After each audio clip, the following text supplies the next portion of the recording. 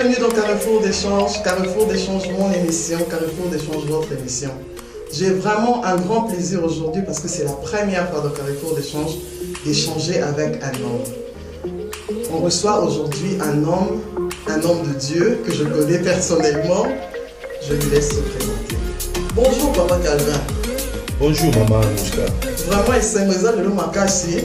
N'attendez comme on aura avant, chose que je ne fais pas. Bah les gens d'accord, on présente toi. Ouais,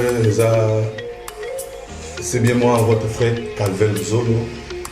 Au bâtiment sur le et puis il a dit que ça n'a moi tant un bébé, tout le monde a vraiment discuté. Bon, par rapport à la raison personnelle, mais c'est bien moi, votre frère Calvin Zolo, chantre de l'éternel. Ouais, ça va. Amen. Chantre de l'éternel. Ben, Papa Calvin Zolo, tu as bien les noms pour la musique chrétienne. Le colosa chantre de l'éternel, donc thème la bisu à l'élo et à Moutouya, ils allaient musique chrétienne. Wow. Aux après. Toujours. Amen. Aux question à Ngali Bosso. Ouais. Papa Calvin, c'est quoi la musique chrétienne? Pour Nayo, musique chrétienne, ils ont nini. Et là, on y a béni musique chrétienne.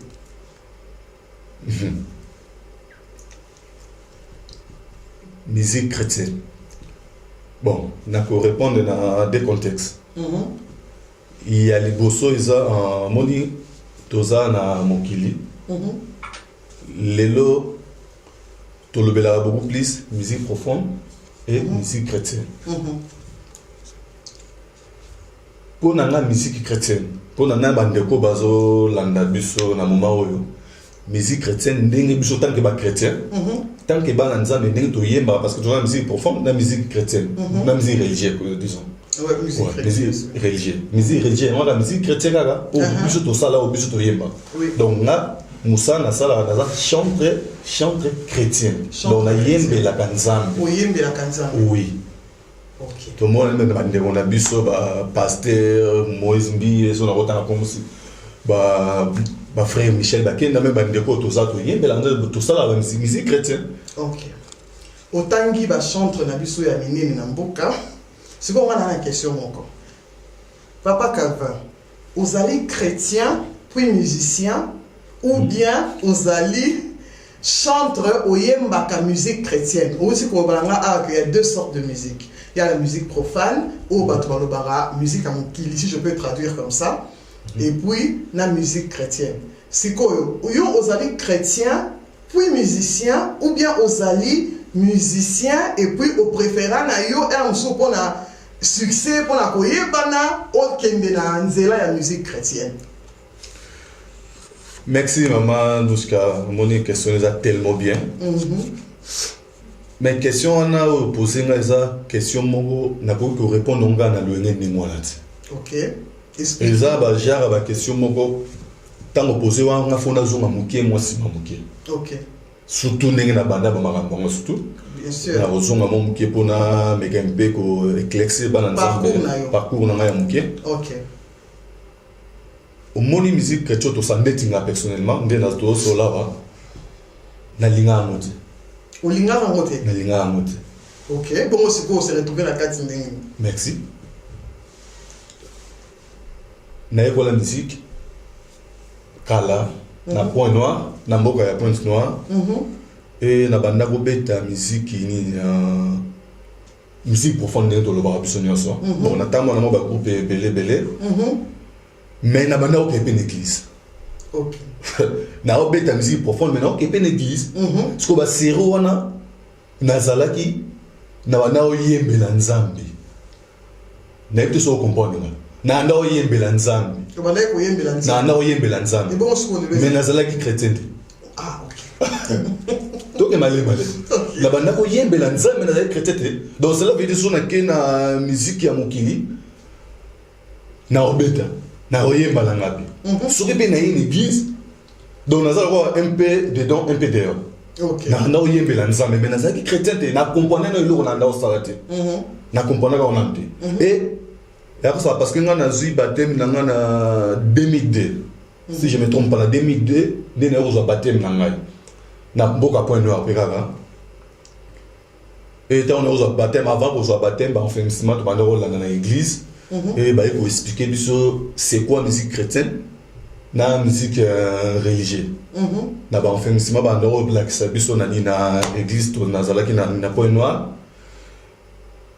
Et en fait, on met toujours qu'une église, et on va comprendre petit à petit, on va comprendre c'est quoi la différence. Il y a une église, on batu ba mo kina zo yibela nzambe mais il va na uta kati na ngati na banda o sala tant que star donc batu ba mo na o yibela nzambe mais na comprendre le route voilà déjà banda ko yemba bien pour na yebi o yemba bien voilà déjà mongongo ezaki déjà pe bien na époque wana mongongo ezalaki déjà bien na époque wana en plus na époque wana na zali dirigeant l'église ya bima na point noir dirigeant on kamba batu voilà OK déjà moi moké mais au bandai qu'on comprend parce que sur le vélo au moins on tout ya awa on comprend qu'il y a mon anti na comprendre mon anti OK na comprendre qu'il y a mon et na comprendre mon tourner mon baptême tu rolanda ma féminissement na biso et bah il faut expliquer biso pas parce que nous on ba comboter pour na pour inviter moi mais tant bah il faut expliquer biso bah il faut tout l'année faire ba féminissement biso bien ne place na pour comprendre ngo que d'habitude non on a banda ko sala ezaki bozaki be mais fona zongo na chemin pour donc bref na rolo bagé nga musique on a yemba ça musique il y a chrétien non donc na zongo na rolo bagé na koma chrétien musicien mais bosso na zali chrétien musicien na zali musicien chrétien. OK donc bandeko pour comprendre biso mukie tant tozolo ba musicien chrétien na chrétien musicien donc tozo lobela mo na ndenge nini na sens que est-ce que oza chrétien liboso avant o comme musicien ou bien ozali liboso oza na musicien mais ozo yemba musique chrétienne c'est ça qu'on veut dire donc sikoyo nde o koma chrétien musicien OK c'est très bien. Pour nous comme musicien, pour être chanteur de l'Éternel, ils appellent que vous t'appelez Nzambe ou bien Moutou Nyonso à quoi que l'on tient maintenant comme un musicien chrétien. Il faut un appel ou bien tout le monde peut le faire. Tout ça, nous savons. Tout le monde a même la banda pour ceux qui ont vendu. Et ça la maman de sous la bassa naïe moi zoyemba. Ah oui, mais n'est pas Nzambe. Donc ayemba Nzambe même l'église n'est aucune. Souvent tu es mis au sozo yemba et ça na bande ko ba yemba même pasteur azo yemba ça musicien te bazo yemba Nzambe ko yemba Nzambe et ça déjà le logo bon pour na ngana rolo ba pour na biso ba auto benga ba chantre de l'Éternel ba chante Nzambe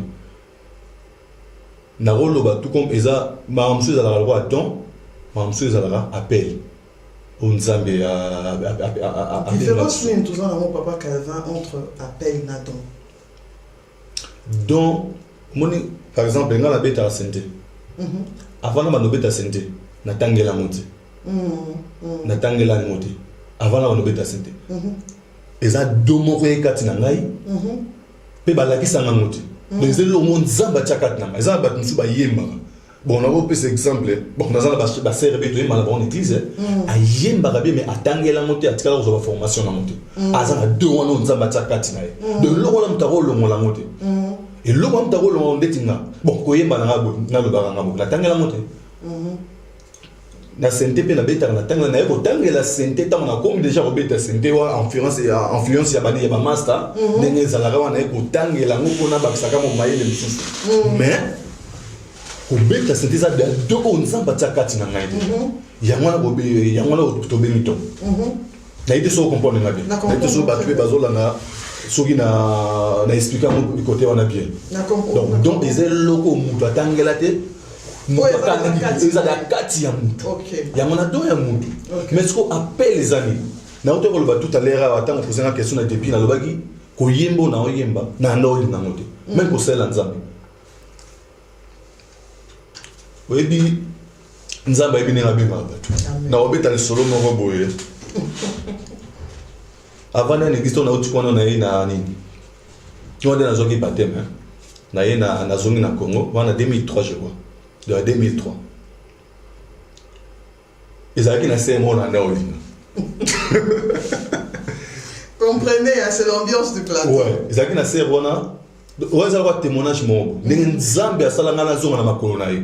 Parce que na utaki na pa non na yambaki déjà Yesu na zoki batem na ngai. Mais tant on est na Congo. Webi garne to ki bo jeunesse, na ko kunga mo nzela muki. Ce que ezaki na ser mona na ko se planer na venu to andako vana. Si au ser wana ko nzo pesa ngage avant kana to zala. Il faut une église na biso. C'est pour ça bien. Avant qu'on ait la photo, on a passé un mot de place à Bala déjà. Oui. On a comboté à Bala déjà, on a passé un mot de place. Il m'a mis une place à ça. Avec ça, il faut une église. Et nous avons ça grâce à une église, on a coudé un pasteur, mon père bien. On a mon père. Avec aux hommes, ça n'a pas de macola. Nous avons besoin de macola à travers papa. Vous comprenez? Tant on a une église, et ba makabo nazaki nango ba don nango nazaki nango e bandi obima mais tine na ndoko en église wana nazaka likomo na kati likomo libanda ndenge zaleka mais pasteur wana tike ngati alimbe ngati tike ngati a continuer toujours aux ti lelo place lelo niveau to comme na on nzambe a même biso pe lelo to zana ni na mboka ya potwa ezaka par la grâce de Dieu et par un serviteur na atindaki na nzela na ngai et il na permettre quand même autant comme pasteur Théodore na Kinshasa église na bumbu na pc mbote place là il est vraiment là mon père. Voilà vraiment mon père. Et tant on a une église voilà chorale ça la quitté. Pasteur Ebisinga tema ebi kinga za musicien Ebisinga ki bana bangoyo ça la chorale. Tellement na Congo, il pardon na point noir na Congo, Brazzaville na point noir, na bana kama déjà chorale ya église abima. Mais ça ndenge monte na ba église na toujours réveil ba chorale kuna. Et pour ça là que petit à petit tous autres travailler, église wana nazaki mutali bosu na kota sainte église. Na yaki mutali bosu na kota sainte et lelo. Frère on a l'accès sainte, yim tatikala nani. Dirigeant à niveau et chorale il par la grâce de Dieu si vous parcours en nous n'attendons ce qui par exemple ça va ser au moins sur place Nzamba donc Nzamba donc mais bien parce que pasteur on a qui prédestiné ouais pasteur on a qui on a à l'imbac n'a pasteur on a amoni passé n'a mon sait pas c'est pasteur Théodore. Mon père, le monde ne sait pas ça. Mais à l'émec, aujourd'hui, par exemple, l'église tombe sous. Aujourd'hui, on a tout le monde. Pasteur, on a dit il m'a déclaré, mais pasteur, aujourd'hui, tu es botikaye. Botikaye. Puis, on se souvient de l'eau comme Moka Lobanama. Avec ça, on a lobby. Yo non so yemba. Nengo yemba, aboya, nengo yemba, au monde, on a battu, quoi, yo yemba, battu, c'est là. Moussa nous a arrêté. Koyemba nous a arrêté. Yo yemba libanda. Osama kama libanda. Et koye la biso awa. Et kozonge la biso awa. Donc lelo par rapport à ma papa na loba ki wana yango moni ezo kokisama. Et pour na ça par rapport à prophétie pasteur dans la besanga. Na biso papa on a vu le naza. Il y a autant comme pour bazaba papa ba yambi biso awa na Allemagne awa tanto ye bazaba papa o basali musique na Allemagne awa etant biso bana toye ba kangela biso mabode ba fongola biso maboko ba pesi biso nzela pe lelo pe bazaba papa vraiment ba lingara biso pe na mi ba conseil surtout na ba prière et ça évangéliste Arthur papa Arthur bonjour évangéliste papa Arthur na biso ça sazali dans ça papa mongo boye. Par rapport à Malobo, papa n'a pas de papa, il faut aller à l'église, tu vas adorer. Et dimanche, dans l'église ici, on a appelé ça, on a dit dimanche, nous sommes dans l'église ici, on a bien un téléphone. Amen. Abando loba na malobo aloba na. Ezala préparé oyo pasteur na nga loba na nga wana tona zaki na. Oh là là, gloire à Dieu. Ezala préparé malobo pasteur aloba na nga. Donc na nyonso na comme ça panza. Amen. Amen. C'est quoi papa Calvin? Quels sont les critères de la musique chrétienne? Musique chrétienne est singeli dans la ndenge nini? Et Seigneur est tambour la nini. Ben, premièrement, la question de maman, musique chrétienne, normalement, Bible Dieu cherche les vrais adorateurs. Amen. Mais, vexé, on a mon place, mon Bible Dieu cherche les vrais chanteurs. Amen. Oh là là, waouh. Ça c'est très bien. Mais, nous avons le vrai adorateur. Adorateur à Zanan. Adorateur à Zanan. Un adorateur et l'axarata par rapport au naï. Face au monnaie. Adorateur à la chantre. Chante net au yéma et accompagné à Busso. Mais adorateur à la chantre. Yo adorateur maman aussi. En plus, au yéma. Gloire à Dieu. Oui, oza adorateur mais li koloba te ke yo loko oyembela nzambe liboso ozotelema na chair oyembaka oleki ba o bavandi wana na ni non biso nyonso toza ba adorateur toza dans biso no toyaka na pierre na biso na corps du Christ. Amen. Donc c'est ça le problème, un adorateur. Donc différence il y a musique chrétienne. Musique chrétienne, un musicien par rapport au yémona façon de parler façon d'habillement tout le monde même dans la musique elle est là surtout dans le Lobamo beaucoup plus dans l'Europe pour dans en Europe oui bien fongolé le roman maman noska fongola papa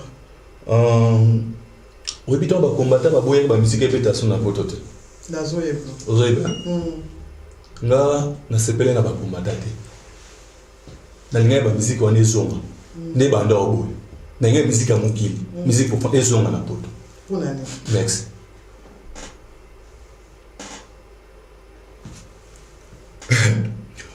Au moins, lelo, tout le monde fallait bêter na Zénith. Bexi, na Paris. Oui, je crois, oui. Alors, tu as na Paris. Si quoi, pourquoi na lobé loko wana? Oui, ba musicien belé na poto. Oh, ba obi ba musicien chrétien. Ba obi ta ba musique, ba comme ba musicien parce que musique wana zo manqué ba. Il a été sur la fongola mobile. Oh là là. Bazo et bela ba chrétien lelo. Oh excusez-moi, il y a mon aloba qui n'a bandeli chrétien musicien, to musicien chrétien. Il y a mon appel na zongi ke na saka na kata sije na biso wana. Donc ndenge na okebe na okeno malembe malembe. Obungite. Merci maman. Si on a développé ni nanga. Et belé ba obeta musique chrétienne lelo. Ba obé surtout ba oba jeune et belé ba bimi lelo. Ba obé ton musique ané makaki et manqué ba. Bobo ya motema. Jésus revient bientôt. Il y a un moment par rapport à la danse na bango bazobina façon d'habillement na bango pe ba musicien ba impoli sous un musicien chrétien au ben ça une église. Au ben c'est bien musicien abeto la ta guitare basse. Ata piano wa ya obete la yo. Église peut laisser bien au thème là ben pas ça ngambo masombo ngazale na to be ba ma belle. Oh Jésus. Ngambo na za na victime makambo ngo. Au ben c'est on miso na concert au ben c'est musicien abete la yo. Mais au moins la blague musicien comme au tient au pandi likolo. Si comme na so pour que soit na pasteur mais musicien chrétien. Si quoi autant on a pas que na sepela beaucoup plus na ba musique à mon qui les ont. Pourquoi? Oyebi tant qu'il fallait habiter on et bien c'est ma frère est belé dans poisson et bien c'est ma sœur est belé dans poisson nazo ba no vérité na moni yango sœur frère ayembe la nzambe mais na concert a fala zoga fali et puis comme on a tali na fali na et bana manqué ba en tout cas carrefour d'échange les bandes manqué ba mon papa. Parce qu'un chrétien, oui, jamais au côté de la Bible, oui, jamais posé la ligne. Ah bon? Un chrétien, non, que ça, non, ça, on a vraiment développé en mode sauce. Là, sur la question, en tout cas, avant de considérer la question, on a Seigneur, merci parce que Yom Européen étant musicien, au Vandi na plateau, aux autres dénoncer vraiment Zamba Pamboa. Merci. C'est comme la question encore. Nous devons essayer la musique profane. On entend la comboté. Tout ça, une certaine personne a une musique profane à se décider à y banzer moya nzambe.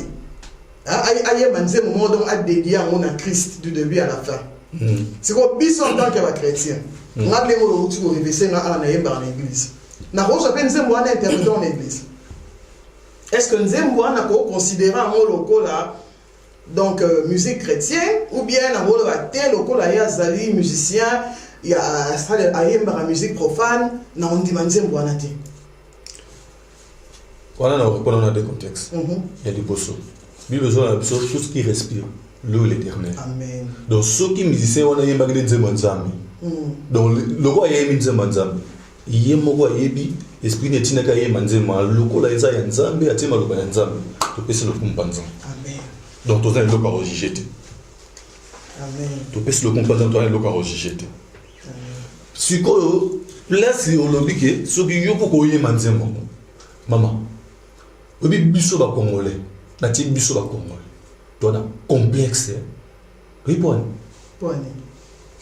Obi combien de nzemba mo ya ba lycée belé ya nani ya ba nigérien, ya ba américain. Oyo ba yembela la mukili, mais ba yemba ba nzemba nzambe le kota na l'église. Wana za mabete po za na anglais, bo décor mo po za na anglais. Yo bo mula ngo mabete. Ba sero ba nzembo ni quand Jésus dit oui, personne ne peut dire. Ouais. Nous demandons à Ima. N'a pas dit que question ça, yo ba réponse à Ima. Sur ba ne ba Ima. When Jesus say yes, nobody can say no. Yamon a posé question. Quand Jésus dit oui, personne ne peut dire non. Yamon a posé question. Destiny Child. Mutaye manzi mazana. Destiny Child. Aime la nzambe. Te. Lelo. On a bon comment aime la nzambe. Akoma. Michel. Te tango ba yemba ngo ba wana ko yemba la nzambe. Te. Merci. Mais lelo, attendez toi non boy. Soko le muta bal l'église na bino. Oyemba mo. Tiko wana na mabete ya. Tout ça pas complexe mo bino ngane ne photo longola ngo mama. OK. Il faut to longola ngo.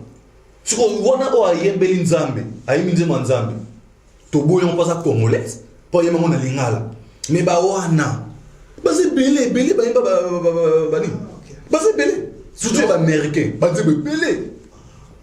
Donc, le col dit que tout ce qui respire l'éternel, oui. Ce papa a vu son attaque à Congo. Il a vu son attaque. Kofi a yémi nze bonzambe. Donc, après, on a eu mon église. On se fait ça conviction à yo.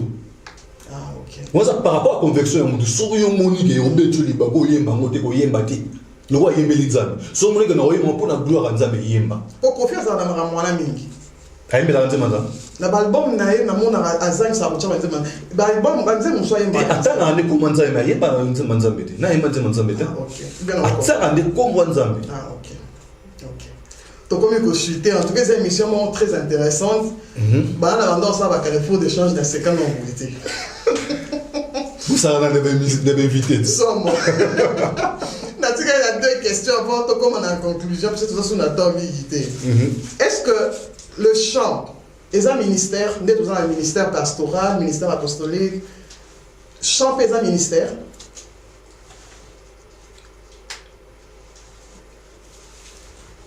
C'est la Bible. OK. Ministère. Toi, on a 5 ministères où nous sommes appelés. Les deux sont dans pasteur, évangéliste, apôtre, prophète, apôtre et docteur. Toi, on a 5 ministères où nous sommes appelés. Mais chant, Bible et le béliamoté. Donc, dans le coup, c'est un ministère. On a don au Nzamba, parce que c'est ce qu'on va don. Au monde, tu vas ancien église, ancienne église pasteur, on t'a tchaké. Mais là, ministère, ancien diacre, et ça va ministère. Donc, on a un coup, c'est dans le répondre et ça ministère. Merci papa pour la réponse. C'est quoi l'importance nini au chant razan dans la catégorie église? Il y a mon nene. Il y a mon nene. Chant. Sauf toujours même pas David. Alors il y a la nzambe, milima bebima, ekima, nanzako yembe la nzambe. Ata yumo soso sambila. Soki otima nzima boya adoration so bete bien wana. Et batu su. Net nzemu no mora Jésus je t'aime, na nganze mwana mingi. Oyembo mata mukile na suka. Ah, Seigneur je t'aime. Wani za nzembo ya ezala na single yo tolera mais quand mingi te album ezo ya oh le titre non par exemple to son abi na le titre et puis sa maman sous sujet parce que na le titre wana voilà a lugal sous la question pourquoi titre wana mais titre na moza sur to ngate na le réalisateur na derrière la caméra Junior Akawa kazo signaler na toi sous attente papa Junior na pesi mbote place aux ali na ba image ya kitoko na zo mona vraiment be mission en tout cas nzamba pambola yo titre ya album wana eza so to ngate na yo ba bien so to ngate na yo ba bien en tout cas il on a vu ça on a le baron pour et puis au sujet. OK. Voilà. Important ça chante en église au vise ça très important. Ah très important. Comme on dit chante koye meza ninyo eza msamo ya mune na église très important. Il y a aussi moni lelo bateau bazala beaucoup plus attaqué. Ils ont beaucoup plus ba chanter père. Attaqué dans le sens parce que même ça taille mou. Musala ba nosa na lola ya mwana. Musa bano sana nina lola yango nati OK Yohana so yo mono OK wona ya tina ba chanter lelo ba maîtriser ngote succès en fait so dans succès ta moya la tanzoto ouais ba komi bako tozo maman et c'est l'émission en tout cas si je vois les scènes vraiment à 1 heure de temps normalement comme na suka toi Calvin ta la caméra pesa ba chanter na biso conseil lo ba moko eko conseil ko aider bango basko bana musala nzambe non conseil na repesa na biso ba chanter ezaka kozwa na makola Yesu amen vous êtes plus important on kozwa na makola Yesu biso na biso ba chanter to mitala place na otambola bien place na otambola bien te place na tambola bien place na tambola bien te parce que musalo yo poto réussir ezaka prière. Sans prière, tout ça, les côté et comme qui dit ça. Et les tout, surtout respect na ba pasteur na biso na basala nzambe partout au tambola. Tout ça ba start. Et le moment to bosa to ba start na mamu start to na ko tombola star moko. Nde to yemba wana. Tango yemba ko cha ko moko na banzembo na yo. O cha ko mi balete. Amen. Ça la ko mo do yenda za star yenda leki. Amen.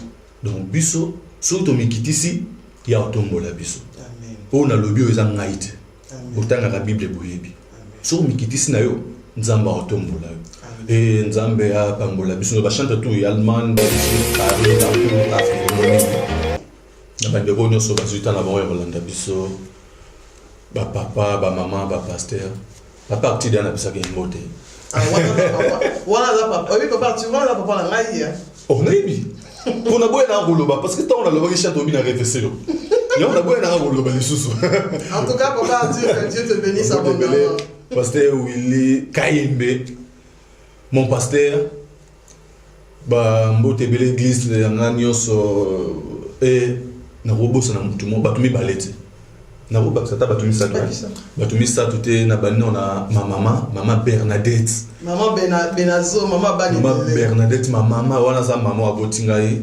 et maman Adida Kiese wana za maman aboti mosi na ngai maman Rachel bonjour maman Adida la diaconesse na kati ya Rotterdam et papa José Makonda et ma femme Rachel Makonda Luzolo Nzamba pambola.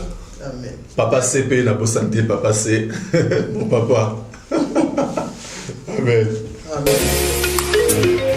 En tout cas, na pesi bino nyonso merci oyo bokozwa temps ya kotala émission oyo Nzambe apambola biso nyonso place bozwani place tozwami Nzambe apambola biso na pesi particulièrement merci na maman Rachel Luzolo épouse ya papa Calvin en tout cas il est pas à chantre de l'Éternel ayembara très bien vraiment maman Rachel Nzambe apambola place tozwami merci na ndemouti papa Calvin ya lelo kokutana na biso na carrefour d'échange merci na pasteur nyonso Aaron na litoni bino mingi maman pasteur nyonso to lingi bino mingi ba chantre nyonso merci beaucoup merci la grande famille abonnez-vous celui pour s'abonner la noter et partager cette émission pour édifier le peuple de Dieu merci beaucoup ciao.